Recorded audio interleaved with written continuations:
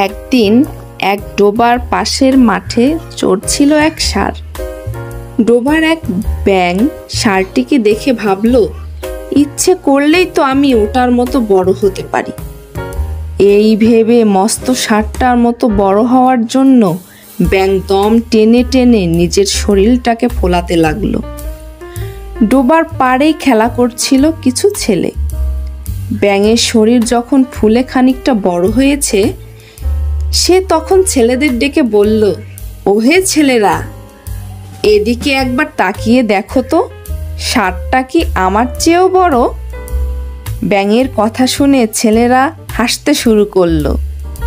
একজন বলল, কোথায় তুমি আর কোথায় সে? তুমি কখনো ষাঁড়ের মতো বড় হতে পারবে না। শুনে ব্যাঙ চটে গেল। সে আরো বেশি দম টেনে শরীর ফোলাবার চেষ্টা করলো।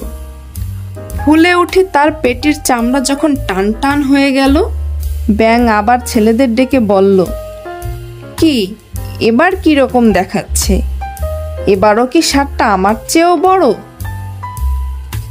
শুনে মজা পেয়ে ছেলেরা হৈ হৈ করে উঠল। তারা বলল, ষাঁড় তোমার চেয়ে ঢের ঢের বড়, তুমি কি করে ষাঁড়ের মতো বড় হবে? শুনে ব্যাঙের রাগ আরো বেড়ে গেল। ছেলেরা এখনো ষাঁড়টাকে বড় বলছে।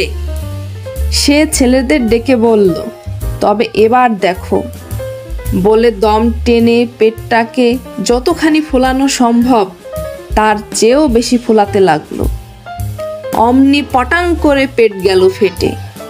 সঙ্গে সঙ্গে অক্কা পেল ব্যাঙ।